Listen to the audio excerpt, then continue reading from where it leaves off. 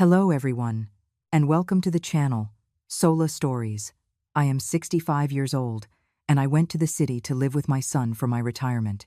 Every night, at 3 in the morning, he would take a shower. One time, my curiosity got the better of me, and I peeked.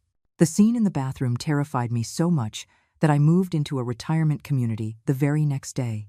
In the small town where I had lived my entire life, the late autumn wind carried the dry chill of early winter, piercing sharply into every corner of the house. My name is Eleanor, and at 65 years old, I had just officially said goodbye to the chalk dust of the high school lecture hall where I had taught for decades. This old craftsman-style house had witnessed almost my entire life, from an enthusiastic young teacher to a widow, and now to this old woman whose hair was streaked with the frost of time. On the mantelpiece, a photograph of my late husband still stood, solemn and imposing. Thinking of him stirred a complex feeling in my heart, a mixture of sorrow and a sense of a heavy burden lifted. People often say to speak no ill of the dead, but the invisible scars left on my soul by his beatings and harsh rebukes could never fade. He was a tyrannical, violent man who always treated our son and me as his private property. The day he found out he had terminal cancer was the same day our son, Julian, received his acceptance letter to a great state university. I suppressed all my grievances and resentment to care for him until he closed his eyes for the last time, not out of love, but out of duty, and to allow Julian to focus on his studies. The day my husband died, I didn't shed a single tear. I only felt the weight on my shoulders suddenly lighten. From that day on, my son and I had only each other. I poured all my love and energy into raising him, taking on odd jobs in addition to teaching to support his education. From a young age, Julian was bright and decisive, but also had a quick temper, perhaps a trait inherited from his father. Whenever I saw him frown and shout, an invisible fear would creep into my heart. I tried to use all of a mother's tenderness to correct and guide him, hoping to smooth out the sharp edges of his personality. In the end, Julian did not disappoint me. He graduated with honors and quickly found a good job in a major city, eventually getting promoted to regional manager for a well-known corporation. He married a wife, a gentle and kind girl named Clara. At last, the heavy burden on my shoulders was lifted. I thought that from then on, I would live a comfortable, carefree life, tending to my tomato plants in the morning and taking walks with the other older ladies in town in the evening. But life rarely goes as planned. That day, I was busy in my garden when the phone rang. It was Julian. "Hey, Mom, what are you doing?" His voice on the phone, even in a simple greeting, always carried a subtle sense of pressure. I wiped my dirt-stained hands on my apron and chuckled softly. "I'm just checking on the tomatoes. They're almost ready to be picked." "Is something wrong, son?" "Mom, Clara, and I have talked it over. I want you to get your things in order. This weekend, I'm driving down to pick you up and bring you to the city to live with us." I froze. The thought of leaving this place, of leaving the quiet life I knew so well, made my heart sink. "Oh, let's not, son. I'm used to living here. I don't know anyone there. I wouldn't be comfortable, and I'd just be a bother to you and your wife. You two have your jobs. You're so busy." "What bother, Mom?" Julian's tone held a hint of impatience. "It's a son's duty to take care of his mother. Besides, what if something happened to you out there all alone in the country? Who would even know?" "I've already made up my mind, so please don't argue. We've already prepared a room for you." His "I've already made up my mind" way of speaking sent a chill down my spine. It was exactly like my late husband, but I still tried to refuse gently. "Julian, honey, I know you care about me, but I'm really too old to change. I won't have any friends there, no garden. I'll be bored to death." "What do you mean, no friends? You'll come with us. Clara can take you out, take you shopping." "Here, I'll let you talk to Clara." There was a moment of silence on the line, and then a clear, gentle voice came on, like a fresh spring flowing through the tense atmosphere. "Mom? It's Clara." "Oh, hello, dear." I softened my tone. "Mom, please come and live with us. The condo is spacious, and it will be so much livelier with you here. Julian is always worried about your health. He can't rest easy with you living all by yourself. You can come here. I'll take care of you. We can chat. It will be so nice, Mom." Clara's voice had a peculiar persuasiveness. Her warmth and kindness made it impossible to refuse. I knew this girl had a good heart, but I could still sense the compliance in her words. The decision had been Julian's, and she could only obey. I sighed, silent for a long moment. My mind was a battlefield. On one side was the freedom and peace I craved after so many storms. On the other was duty, my love for my son, and the fear that if I refused, Julian would fly into a rage. I was terrified of his anger. I had lived in a hell of anger before, and I did not want to face it again. All right then, I finally surrendered. Let me pack for a few days. Oh, wonderful! My husband will be there this weekend to pick you up. Clara's voice was filled with joy. After we hung up, I stood silently in my vegetable garden. Over the next few days, I began to pack. I didn't have much, a few old clothes, a faded photo album, and a couple of my favorite books. As I flipped through the pages of the album, looking at photos of Julian's bright smile as a child, my heart softened again. Maybe I was overthinking things. After all, he was my son, the boy I had raised with my own 2 hands. He was bringing me to live with him out of a sense of duty because he was worried about me. I should be happy. I packed up my past, half a lifetime of memories, and prepared for a new journey. I said goodbye to my neighbors, the old friends with whom I shared morning and evening chats.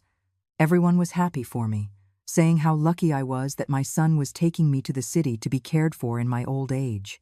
I just smiled, an incomplete smile. That weekend, Julian pulled up in a gleaming black luxury sedan. Seeing my son dressed in a tailored suit, looking every bit the successful man, a wave of indescribable pride washed over me. He bustled about, helping me with my things, constantly asking if I was comfortable. Clara had come with him, and the warm family atmosphere temporarily swept away my worries. "Mom, look, I bought you a few things."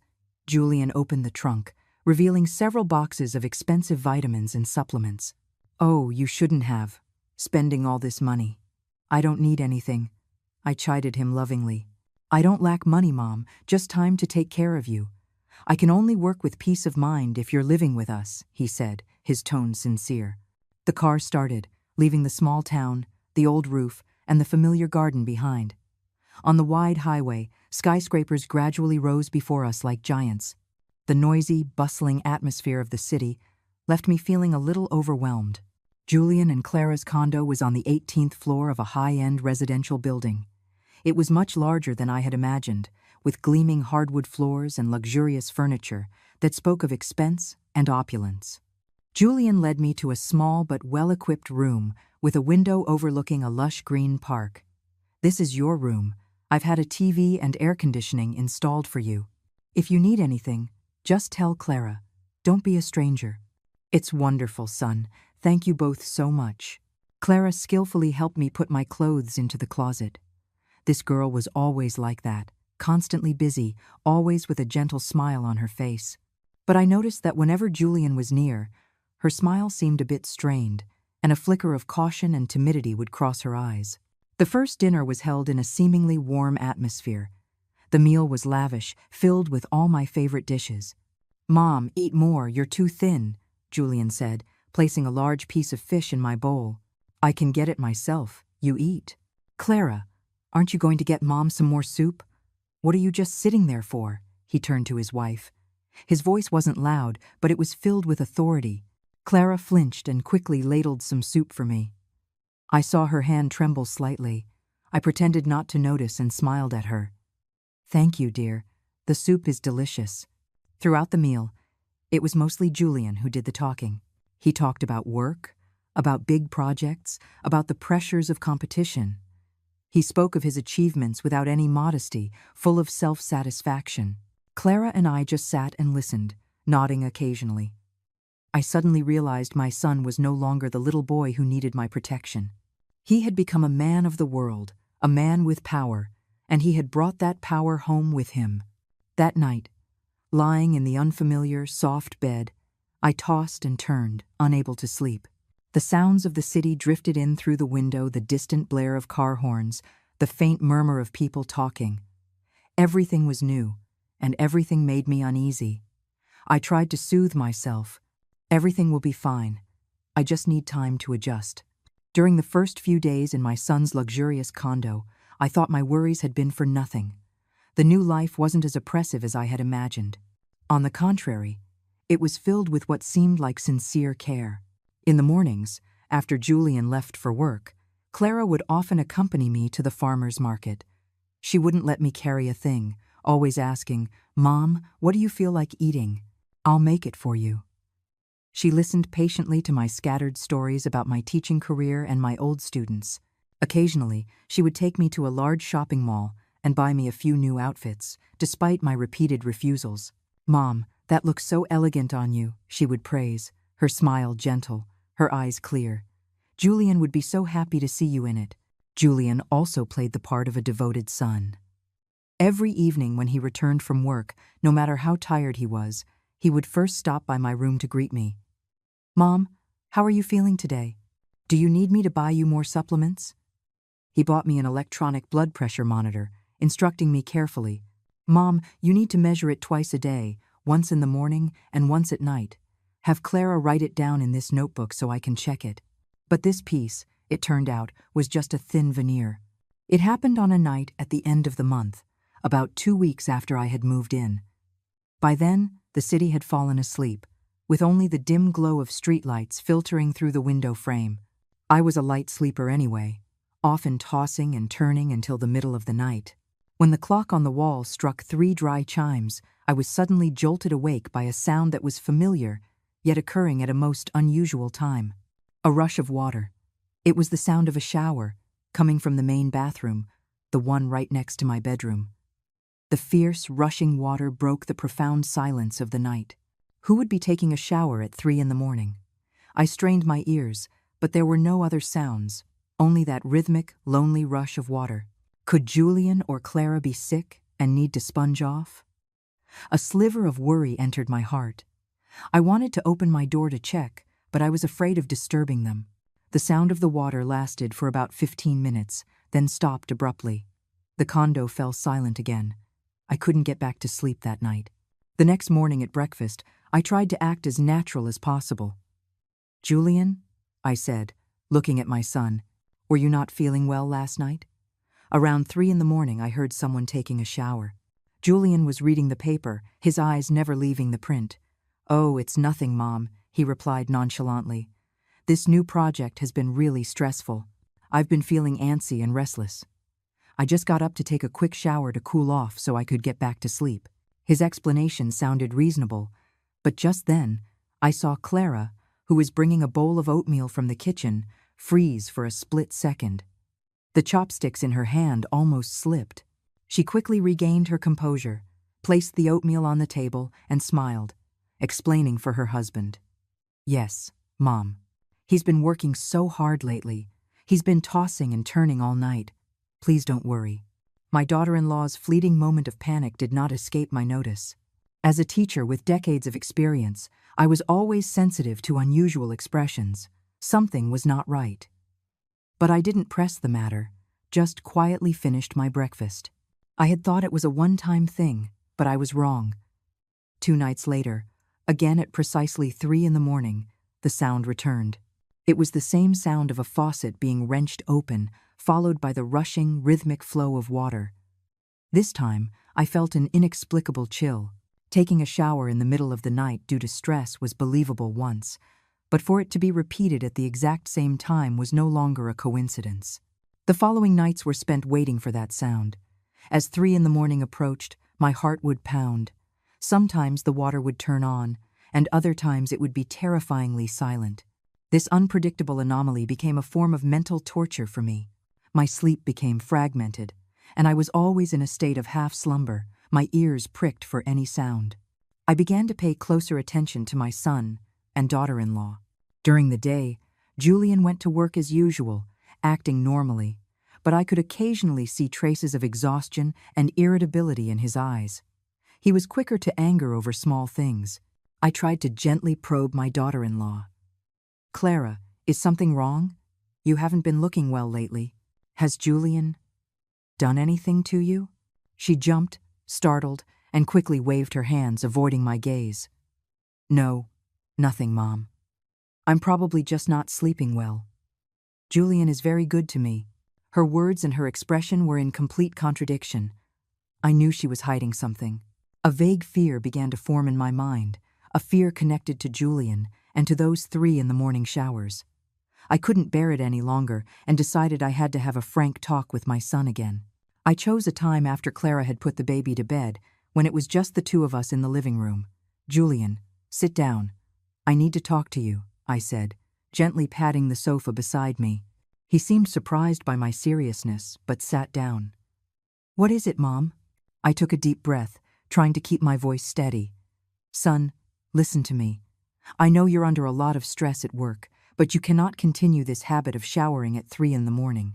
I've looked it up, and that's the time of night when the body's energy is at its lowest, and the temperature is coldest. Showering at that time is very dangerous.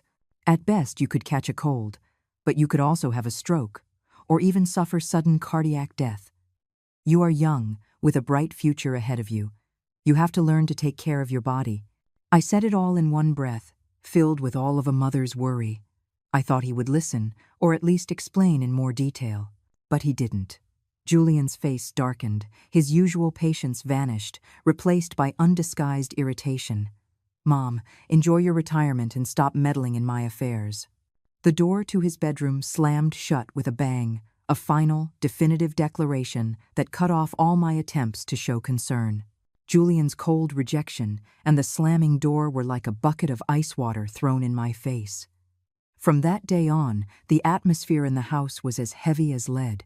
Julian barely spoke to me, avoiding my gaze and treating me like I was invisible.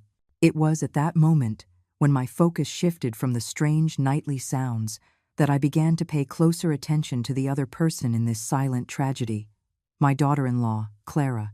One afternoon, we were chopping vegetables together in the kitchen. As Clara reached for a basket in an upper cabinet, the sleeve of her soft, 3/4 sleeve blouse slid down, revealing her fair wrist. And what I saw was a patch of purple and blue, mixed with faint yellow, clearly imprinted on her delicate skin. The shape of the bruise was odd, not like a normal bump, but more like the mark left by 5 fingers gripping with immense force. My heart skipped a beat. A feeling so familiar it was horrifying washed over me. I quickly grabbed her hand, my voice unable to hide my alarm. "My goodness, Clara, your wrist. What happened to your wrist?" Clara jumped as if she'd been electrocuted, yanking her hand back and hastily pulling down her sleeve to cover it. She was clearly flustered, her eyes darting around as if searching for an escape. It's nothing, Mom," she stammered. "Yesterday I was in a hurry and accidentally bumped into the corner of my desk. My skin is just thin.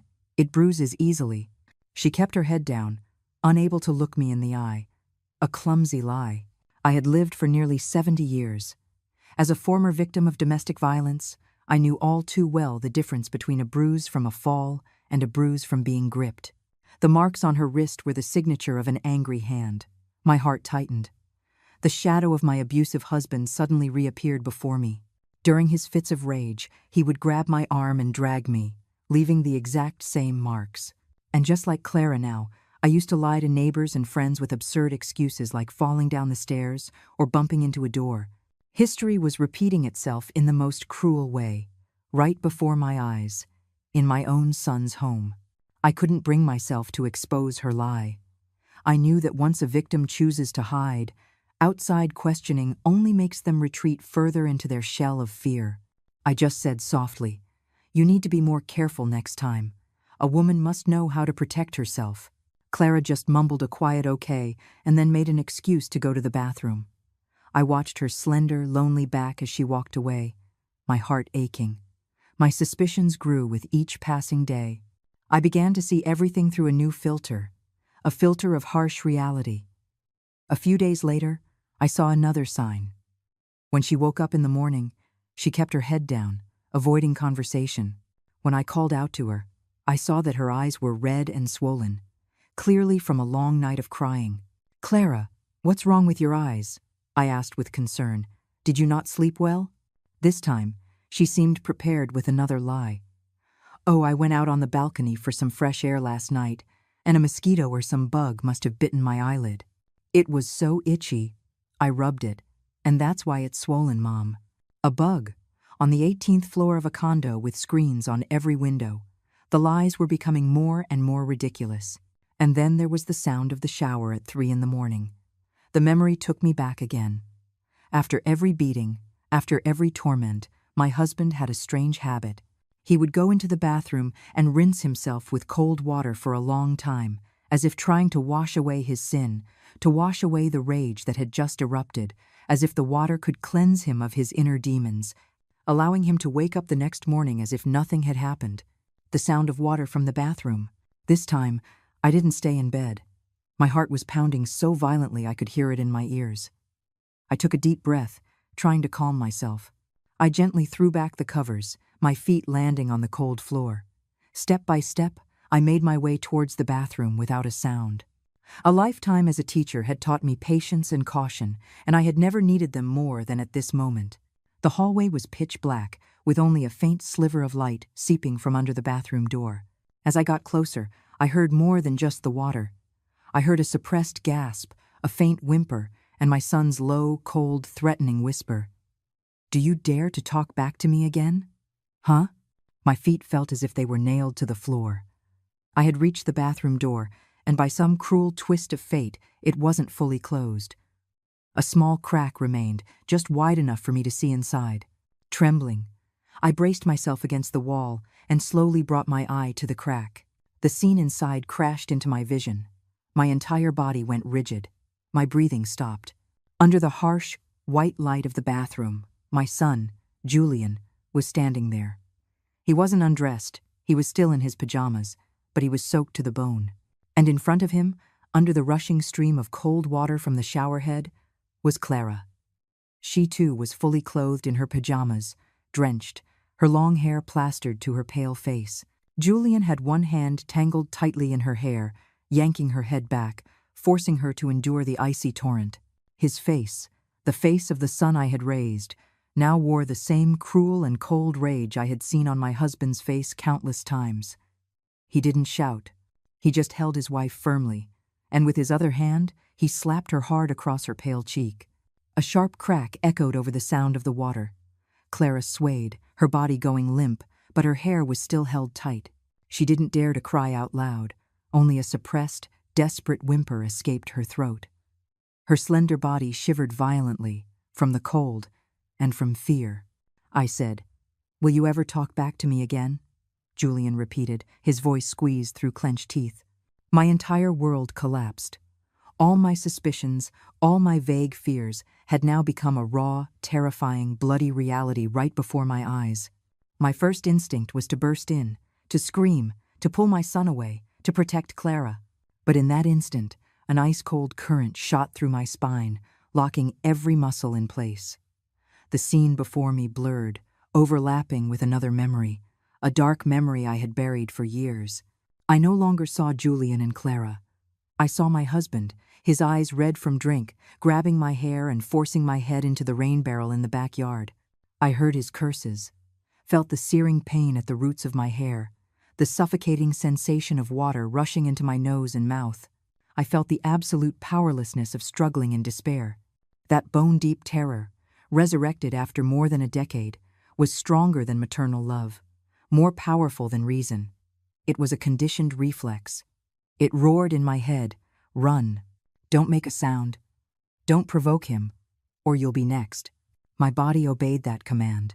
My legs didn't rush forward. Instead, they instinctively backed away, turned, and ran. I ran back to my room in one breath, not daring to look back. I threw myself onto the bed and pulled the covers over my head, like a wounded animal seeking a hiding place. I lay there, trembling all over, biting my lip to keep from crying out. The water in the bathroom was still running, rhythmic and cruel, the background music to my family's tragedy, to my own cowardice. Then, the memories came flooding back, unstoppable. The hellish years of living with my abusive husband flashed before my eyes.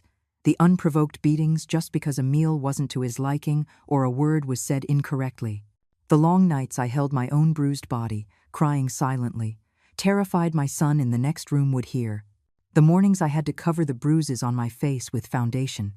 Before going to teach, having to lie to my colleagues that I had fallen off my bike.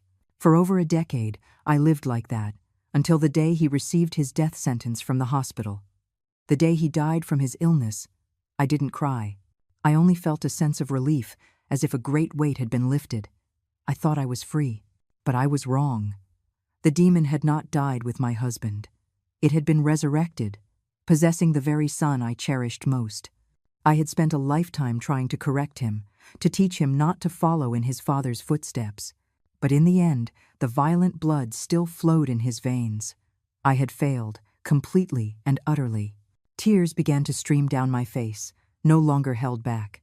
I wasn't just crying for Clara. I was crying for my own tragic life, for a mother's powerlessness, for this cruel reality. I had escaped one cage, only to have indirectly pushed another woman into an identical one, a cage controlled by my own son. After a long time, the water stopped. The house fell silent again, but this silence was more terrifying than the noise. It was thick with guilt and unspoken pain. I knew that in the next room, my son was probably sleeping soundly after his cleansing, while my daughter-in-law was lying there, alone, licking her physical and spiritual wounds. I lay there, my tears dried, the fear passed, the pain settled, leaving only a bone-chilling clarity. I couldn't stay here. I couldn't change my son, and I didn't have the courage to confront him, to save Clara.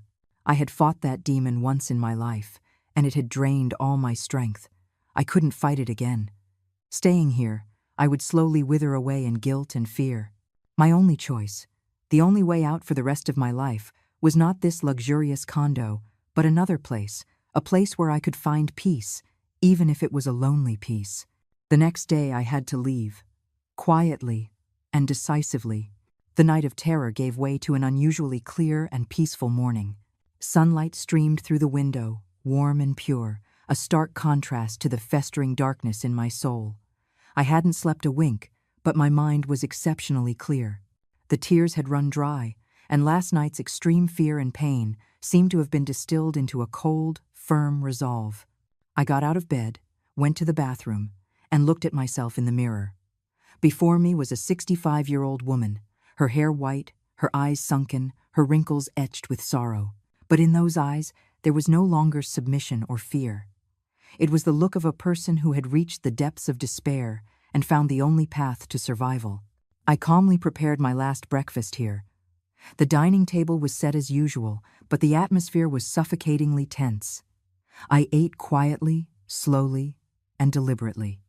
Then, I began to speak to my two children. "Julian, Clara," I began, my voice not trembling in the slightest. "I have something to say." Julian looked somewhat impatient. "What is it, Mom? Go ahead." I looked directly into my son's eyes, then turned to my daughter-in-law, who was staring at her plate, and said each word clearly. "I thought about it all night last night, and I've decided. I'm going to move into a retirement community." They were both stunned. Julian was the first to react, his calm facade shattering. He practically shouted, "You what? A retirement community? Why? Your son is right here. You want for nothing in this big house, and you want to move there? Do you want people to talk behind my back? I don't approve." His objection, I knew, stemmed not from love, but from pride and selfishness.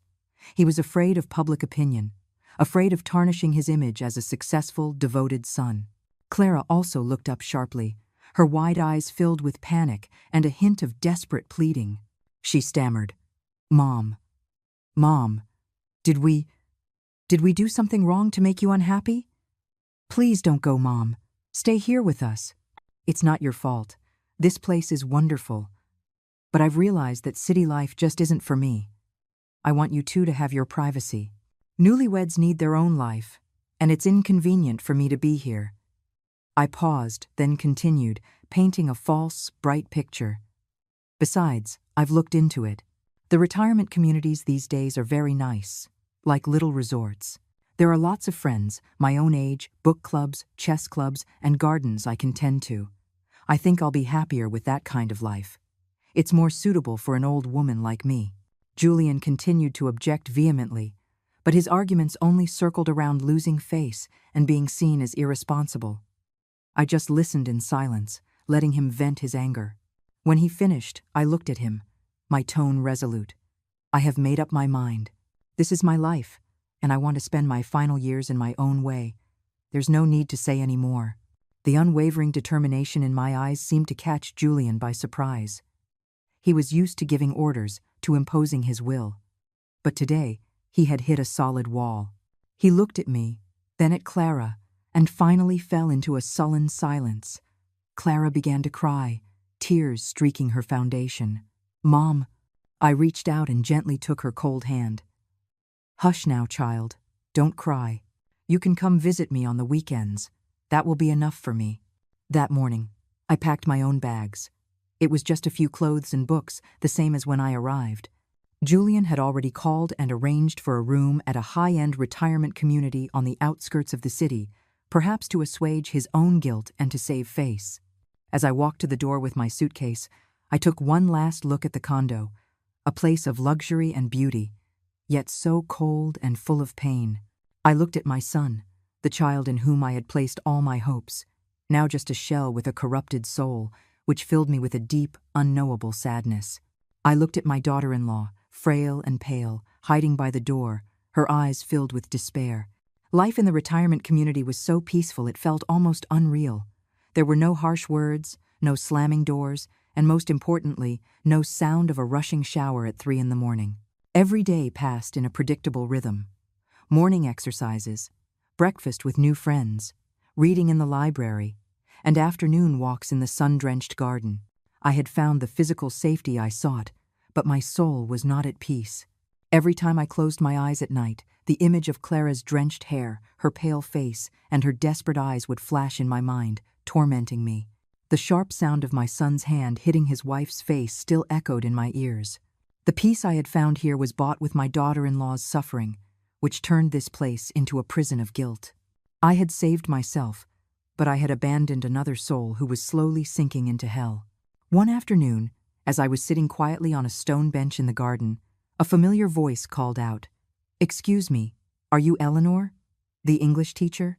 I looked up and immediately recognized Margaret, a former colleague of mine who had retired a few years before me. She hadn't changed much, still with the same warm smile and bright eyes. This unexpected reunion eased some of my loneliness. We eagerly asked about each other's health, talked about our children, and reminisced about the old days. Just then, a young woman with a delicate face, but a deep sadness in her eyes walked over. "Mom, I brought you some fruit. This is my daughter Leah," Margaret introduced her. "Leah, say hello to Mrs. Eleanor." Looking at Leah, for a moment, I saw a reflection of Clara in her. The same submissive demeanor, the same forced smile trying to hide an inner exhaustion. After Leah said hello and left, Margaret sighed, watching her daughters retreating back with a look of heartache. Seeing my expression, Margaret seemed to guess something. "Eleanor, you look like you have a lot on your mind.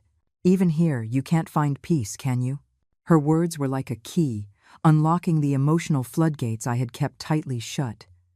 Guilt, fear, and a sense of sin all came pouring out.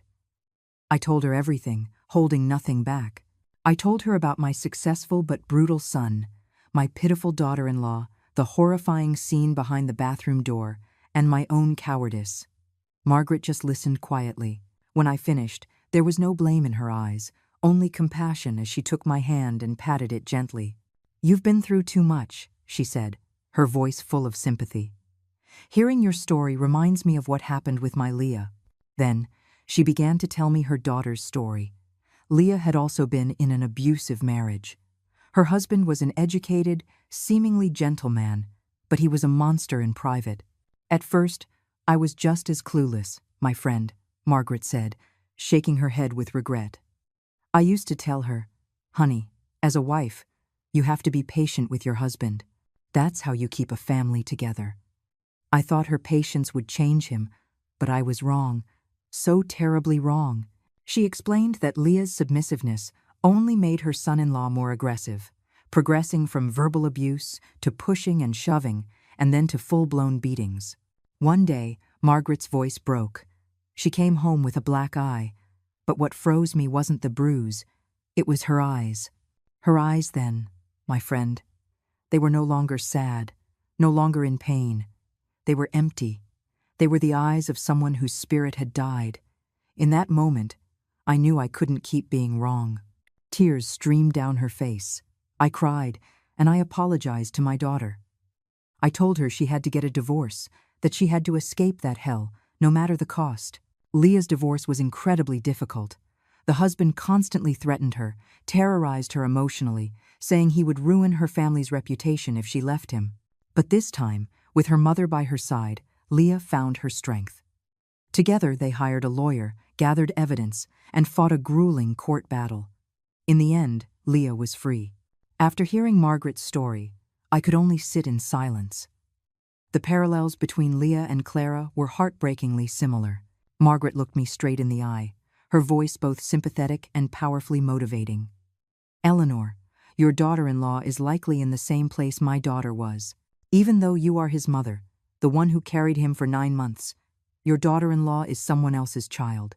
She was loved and cherished by her own parents. Imagine how their hearts would break if they knew your son was abusing her like this. What parent in the world doesn't ache for their own child?" Every word from Margaret was like a knife in my heart. "I know, Margaret, I know all of it," I gasped. But maybe because of my own past, because I went through it myself, it left such a deep scar. I'm still so scared. The nightmare is still so vivid, like it happened yesterday. "I understand." Margaret squeezed my hand tighter. "And it's precisely because you know that pain better than anyone that you cannot let it continue." She looked at me, her gaze serious. "So, as the mother of a son who is abusing his wife, and as a woman who was once a victim herself, if you can no longer persuade your son, then you must help your daughter-in-law. Help her escape that hellish marriage. Help her get out." Margaret's words echoed in my mind. I had run away to find my own peace, but true peace isn't the safety of hiding in a shell. It's the peace of the soul, and my soul would never be at peace if I knew I had abandoned someone who needed help. I was wrong. I thought I was powerless. I couldn't confront my son head-on, but I could be Clara's ally, a silent source of support. I didn't have the strength to fight, but I could put the weapon in her hand and show her the way. A new decision, one far more powerful than the decision to leave, formed in my heart. I looked at Margaret and nodded resolutely. "Thank you. I know what I have to do." After talking with Margaret, it was as if I had woken from a dream. For the next few days, I planned my strategy, considering the advice a lawyer had given me. My heart was no longer heavy with cowardice, but filled with a calm determination, waiting for the right moment. And that moment came sooner than I expected. A week after I moved into the retirement community, Clara came to visit me. She carried a large basket of expensive fruit, her face still wearing that gentle yet strained smile. "Mom?" she said, her voice tinged with apology. "I'm so sorry, things have been so busy at home. This is the first chance I've had to come see you." I looked at my daughter-in-law. She tried to hide her fatigue with makeup, but the exhaustion in her eyes was unmistakable. As she got closer, in the daylight, I could clearly see a faint, yellowish-blue bruise near her hairline. My heart clenched. My son had done it again. I led her to the stone bench in the garden where I had spoken with Margaret. I let her talk about trivial things at home, listening patiently, but I knew I couldn't wait any longer.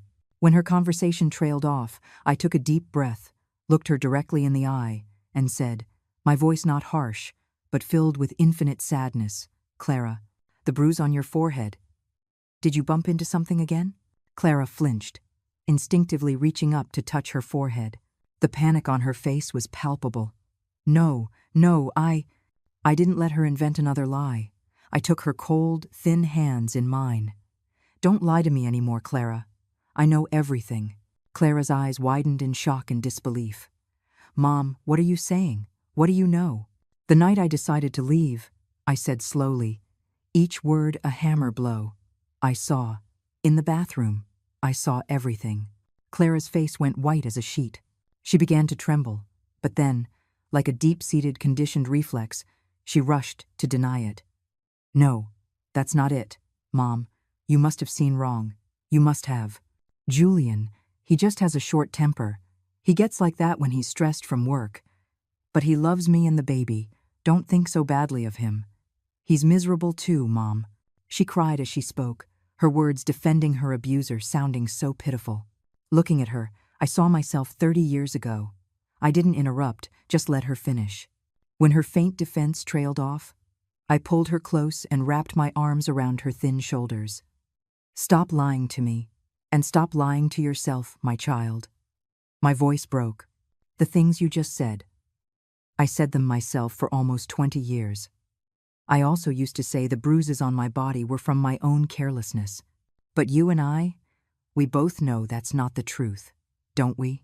It was this empathy, coming from a fellow victim, that completely shattered Clara's last line of defense. She couldn't hold it together anymore. She buried her head in my shoulder and began to sob, not the suppressed whimpers of before, but a raw, gut-wrenching cry, releasing years of pent-up pain, humiliation, and resentment. I just held her quietly, letting her cry it all out. When her sobs finally subsided into sniffles, she began to talk. And the truth she revealed was even more horrifying than I had imagined. He hits me often, Mom, she said, her voice a thin whisper, for no reason. Sometimes just because the soup is a little too salty, sometimes just because he lost a contract at work. He takes all his frustration out on me. She choked back a sob. He humiliates me, calls me a freeloader, a waste of space. He even called me a barren hen, saying our family had the worst luck to have married me. Clara looked up at me with tear-filled eyes, full of regret. You know, Mom, before I married Julian, I was a respected teacher at a prestigious private school. I loved my job. But back then, he said something to me, and I believed him. What did he say? He said, "Quit your job. I'll take care of you. Why should a woman work so hard? Just stay home and be a good wife and mother." I believed his promise. I gave up my career, my dreams, and dedicated myself to this family. But I never imagined that "I'll take care of you" was actually a life sentence, turning me into a dependent with no voice, someone he could trample on at will. She had tried many times to go back to work, to regain her independence. But every time she brought it up, Julian would fly into a rage, hit her, lock her in the house, and smash her phone. She was completely isolated. Then why? Why didn't you divorce him? I asked the question to which I already knew the answer. Clara shook her head in despair. I've thought about it so many times, Mom. But he won't allow it. He threatened me. He said if I dared to bring it up, he would make life hell for me and my family. He said that since I haven't worked in years and have no income, I have nothing. If we divorced, I would leave with nothing, and the court would never side with me. He said I would live a miserable life and would never get back on my feet. Hearing this, I squeezed her hand tightly. My son's cruelty and cunning had far surpassed his father's. He was not only a physical abuser, but a psychological one, using every means to bind, control, and gradually destroy his wife's life. I waited for Clara to finish crying and helped her dry her tears. I looked her straight in the eye, my voice no longer that of a mother-in-law, but an ally. Don't be afraid, child. I am here. I will not leave you alone in that hell. You are not alone, I continued, my tone incredibly firm, and you will not leave with nothing. Clara looked at me, her eyes still clouded with doubt and fear. It was then that I revealed my plan. I've already spoken to a lawyer. These few words were like a shot of adrenaline, causing a flicker of light to appear in Clara's empty eyes. For the first time in a long time, I saw a glimmer of hope. We will fight this together, I said, quietly and smartly. My son turned you into a victim. Now, we will use that to build the case against him. Seeing my daughter-in-law break down in my arms, her thin body trembling with suppressed sobs, I truly understood my own weakness. I had thought of myself as a victim, with the right to run away and seek peace. But I was wrong. When I witnessed the same tragedy destroying another life, my silence was complicity. My departure was not liberation, but a cruel abandonment. I am so sorry, Clara, I whispered, my voice hoarse with emotion. I should have noticed sooner. I should have been stronger. Not just for myself, but for you. Clara shook her head but said nothing, just clung to my sleeve like a child who had found her only lifeline. I knew apologies were meaningless now. What this child needed was not sympathy, but a way out, a concrete plan. I waited for her to calm down, and then, word by word, with a resolve I had never felt before, I said, "Child, listen to me. This battle won't be easy, but you are not alone. From this moment on, I will be on your side, and I will see you through to the end. We are going to make him pay for everything he's done."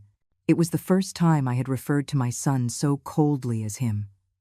In my heart, Julian was no longer my beloved son, but a criminal who needed to be brought to justice. "But I'm so scared, Mom," Clara whispered. "He'll never let me go." "That's because before, you were alone," I said with certainty. "Now you have me, and more importantly, we have the law." I went to see Mr. Liu. At the mention of Mr. Liu's name, Clara's eyes widened in surprise. Mr. Liu is an old classmate of mine, a very righteous man, and the best divorce attorney in this city. He gave me a plan. Now, we are going to go over it together. You must remain completely calm and do exactly as I say, do you understand? And so, in a quiet corner of the retirement community's garden, two women, one old and one young, both victims of domestic violence, plotted their counterattack. According to Mr. Liu, the most important thing right now is to gather evidence, I explained. Your words in court can be denied, but evidence cannot. Do you understand? Evidence. First, from now on, whenever he verbally abuses or threatens you, find a way to secretly record it on your phone. Just keep your phone in your pocket with the recording app already running. Second, every time he lays a hand on you, even if it's just a slap or a small bruise, you must immediately go to the bathroom, lock the door, and take a picture of the injury. Send those pictures to a secret email address that only you and I know. Third, start keeping a diary. Document every single abusive word and action, every single day. And finally, and this is very important, you must try to find and photograph all documents related to his finances and income employment contracts, bank statements, property deeds, anything you can find. This is to counter his threat of leaving you with nothing. Clara's face turned pale. "What if he finds out?" "I know this is dangerous," Mom said, "but freedom is never free. You have to be brave, just this one time."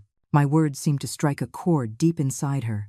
She nodded, her expression shifting from fear to determination. "There's one last step," I said. "After we have enough evidence, you must be the one to formally ask for a divorce." Clara trembled. "He'll kill me. He'll go insane." "I know. But that is when he is most likely to reveal his true, monstrous nature. You don't have to confront him. You just have to say the words, and then do whatever it takes to get out of that house immediately. Run to a friend's place, or take a cab straight here to me. Mr. Liu and I will handle the rest. We will use his rage against him in court." That afternoon when Clara left, she still looked afraid, but she was no longer desperate. There was purpose in her step, a plan in her eyes. She was transforming from a passive victim into a reluctant warrior, returning to the lion's den to gather weapons for the final battle of her life. The following days were the longest of my life. I lived in a state of constant anxiety, my phone always in my hand. Every email from Clara's secret account made my heart clench. A photo of a bruised arm, an audio file of Julian screaming the most vile insults at his wife, a short diary entry. "He hit me again today, because I accidentally broke a bowl." Each piece of evidence was a knife in my heart, but it was also a brick paving the road to my daughter-in-law's freedom. I forwarded everything to Mr. Liu. He said we already had more than enough to win the case.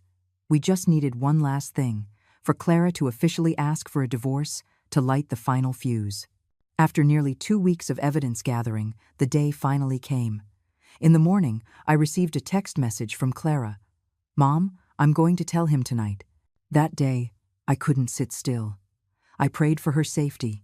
By evening, my heart felt like it was going to beat out of my chest. I stared at my phone, waiting. Around 10 o'clock at night, my phone rang. It was Clara's number. I snatched it up. "Hello? Clara? How are you?" "Mom," the voice on the other end was trembling and frantic. I told him." "What did he do? Did he do anything to you?" He. Clara's words were cut off by a scream, followed by Julian's furious roar. Who do you think you're calling? Give me the phone. Then came the sound of something smashing, and the line went dead. Clara? Clara. I yelled desperately into the phone, but was met with only a cold, dead tone. My hands and feet went numb. Cold sweat dripped down my back. I knew something had happened. I redialed again and again, dozens of times, but no one answered. I imagined the horrifying scene unfolding in that condo, the scene I had witnessed once before. My son, the monster in human skin, was torturing his wife. About half an hour later, my phone rang again. This time, it was from Julian's number. I answered with a trembling hand. Hello? Mom? The voice on the other end was ice cold, filled with rage and menace. What have you been telling her? Who gave you the right to incite my wife to cause trouble?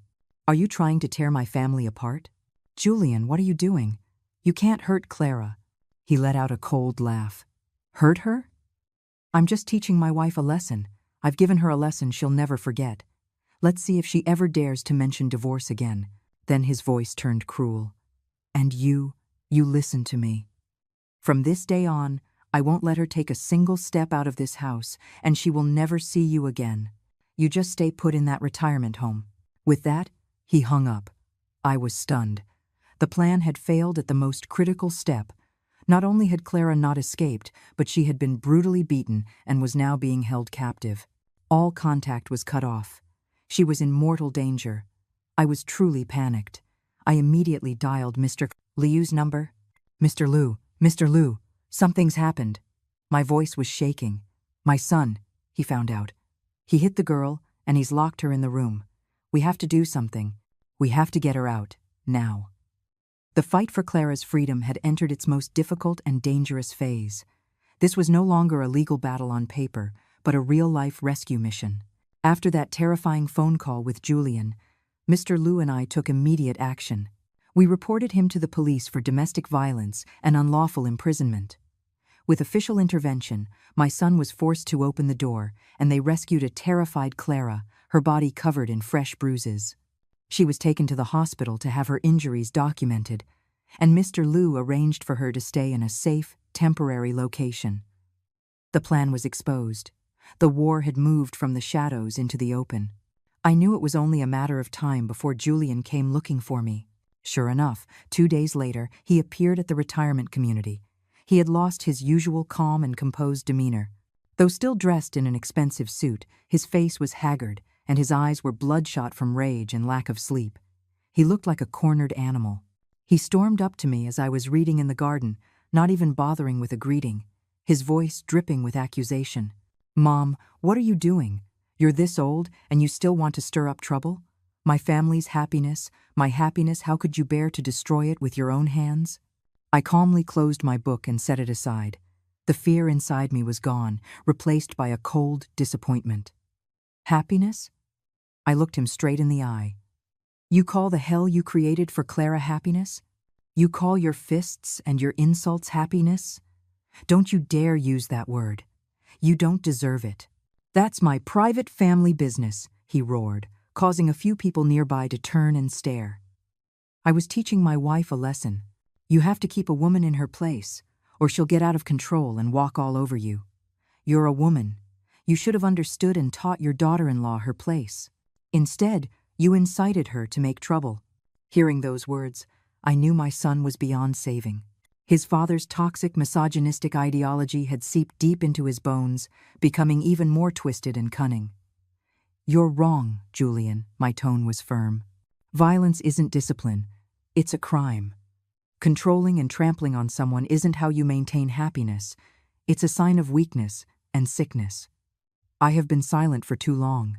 If you can feel any remorse now, if you can recognize your mistakes and go ask for Clara's forgiveness, maybe things can still be saved. Change before it's too late. I gave him one last chance, a faint hope that some humanity remained in him. But he scoffed at it. He let out a bitter laugh. Change? What mistakes have I made that I need to change? I'm successful. I make money. I gave her a life of luxury. All she had to do was stay home, have children, and obey. It was you, helping her behind my back, Who gave her these delusions? You ruined everything. Our argument grew louder. I no longer held back. The one who ruined everything is you. It was your brutality that killed Clara's love. It was your selfishness that pushed this family to the brink of a cliff. Fine. Just fine, he seethed, his eyes wide with fury. Since you've chosen to side with an outsider against your own son, then you listen to me. He pointed a finger at my face, his voice sharp as a knife. If you continue to help her, if you agree to this divorce, then from this day forward, the bond between us as mother and son is severed. From now on, I will consider myself as not having a mother. My heart ached as if it were being squeezed in a vice, but I didn't back down. I had already lost my son the night I saw him torturing his wife. The person standing before me now was just a stranger wearing my son's face. Fine, I said, my voice terrifyingly calm. If that is what you wish, and don't think a divorce will be that easy, he spat. I will never agree to it. I'll hire the best lawyers. I'll prove to the court that she's mentally ill, incompetent. She won't get a single penny, and she can forget about ever getting custody of any child. With that, he turned and stormed off, leaving me alone in the curious and sympathetic gazes of the people around me. I knew the real war had just begun. The legal battle unfolded exactly as Julian had threatened. He spared no expense, hiring a team of shrewd, aggressive lawyers who specialized in twisting the truth. Every piece of evidence we presented, they countered. The audio recordings, they claimed, were edited or were just normal arguments between a married couple. The photos of the bruises, they argued, could have been self-inflicted by Clara to frame her husband. The medical report documenting her injuries, they said, was the result of a fall. They even submitted a falsified medical record signed by some unscrupulous doctor, attesting that Clara suffered from a psychological disorder with a history of self-harm and persecutory delusions, causing her to fantasize about being abused. Everything slowly ground to a stalemate. Clara, after the trauma of being held captive and her husband's shameless tactics in court, was on the verge of a breakdown. She began to doubt herself, terrified she would actually lose the case, and just as her husband had threatened, lose her child and be left with nothing. The flame of hope we had just kindled was slowly being extinguished. I was frantic with worry, but could only comfort her and trust in Mr. Liu. Just as the case was about to be dismissed for lack of evidence, a miracle happened. One afternoon, as I was sitting lost in thought in my room, the phone suddenly rang. It was Clara, but her voice was no longer weary or desperate. It was clear, urgent, and punctuated with joyful sobs. "Mom! Mom! I have good news! Mom! We have hope!" "What is it, child? Tell me slowly." "The neighbors, Mom. It was the neighbors," she cried and laughed at the same time. "The residents in the building across from ours, they just installed a new high-resolution security system. They got it for security. But they never expected one of the cameras would be pointed directly at the hallway on our 18th floor. My heart began to pound. "What are you saying?" The night he locked me in, Clara's voice trembled with excitement. He dragged me out into the hallway and hit me and screamed at me. That scene, the camera recorded the entire thing. Crystal clear. The neighbor just reviewed the footage today and recognized us. I've already called Mr. Priest. Liu. Mom, I was speechless. A current of electricity ran through my entire body. It was divine providence, a piece of undeniable, unforgeable evidence that took place in a public space. Mr. Liu acted immediately. That video was like an atomic bomb dropped on the courtroom. In the footage, Julian's true nature was laid bare for all to see. His grabbing of her hair, the slaps, and the vicious threats he hurled at a defenseless woman. Faced with this irrefutable proof, Julian's legal team could no longer deny the abuse. The civil case was now at risk of becoming a criminal one. To keep their client out of jail, they had no choice but to advise Julian to accept a settlement and agree to all of our terms. Finally, the court's judgment came down. Clara's hellish marriage was officially over. Not only did she receive half of their shared assets, but based on the proven physical and psychological damages, she was also awarded a very significant sum in compensation. The day she received the divorce decree, Clara cried, but they were tears of liberation. Clara's life had turned a new page. With the assets and compensation she received, she bought a small, elegant condo in another part of the city and personally decorated it to be a real home. It was no longer a cold, gilded cage, but a space filled with sunlight and hope. On the first day she moved into her new home, the first person she came to pick up was me. Seeing my daughter-in-law's radiant smile, her clear eyes free of fear, I felt that all my efforts and worries had been worth it. "Mom, thank you," she said, hugging me tightly. "If it weren't for you, I might never have escaped." "Don't say that," I said, stroking her hair. "It's because you were brave enough. You saved yourself." We sat in her new condo, drinking tea together. Suddenly, Clara looked at me, her cheeks slightly flushed, a little shy, but her eyes sparkling with happiness. "Mom, I have some more good news to tell you." "What good news?" She placed a hand on her stomach, her voice soft. "After the divorce, I kept feeling unwell. I went for a checkup and found out I'm more than 2 months pregnant. I guess it was fate taking pity on us." "Mom," I was stunned, and then overwhelmed with immense joy. The woman who had been called a barren hen for so many years, the moment she escaped that abusive man, a new life began. It was the most precious gift, the sweetest reward for all she had endured. News of Clara's pregnancy somehow reached Julian. He tried every way to get in touch, first with Clara, then with me. He was filled with regret. He begged, "Mom, give me one last chance. I know I was wrong. I was a monster. Please, talk to Clara for me. Let me come back and take care of her and my child. I swear I'll change." Before I hung up and blocked his number, I said only one thing to him. "The night you imprisoned and beat a woman who was carrying your child, your chances ran out. You are not worthy." Clara's answer was the same. The scars on her heart were too deep. She could not forgive, could not trust such a cruel and heartless man ever again. Our lives, as a mother and daughter-in-law, continued peacefully. I often visited Clara's home, where we would cook together, take walks, and shop for the coming baby. One day, she took my hand, her gaze sincere. "Mom, my own mother passed away a long time ago. You gave me a new life. Would you adopt me as your daughter? That way, your future grandchild will have both a grandma and a maternal grandmother." I couldn't help but let the tears fall. I had lost a biological son, but heaven had blessed me with a devoted daughter and a grandchild on the way. Yes, I nodded through my tears. I would love that. I didn't move back in with her. I stayed at the retirement community where I had my friends. But her condo became my second home, a true home, not built with money or pretense, but with love, understanding, and courage. My life had been through a tremendous storm, and now, on the downward slope of my years, I had found true peace. Thank you for watching. I hope today's story has resonated with you. For those who have not yet subscribed, please don't forget to click subscribe so we can accompany you every day. Let's grow together. We'll see you in the next video.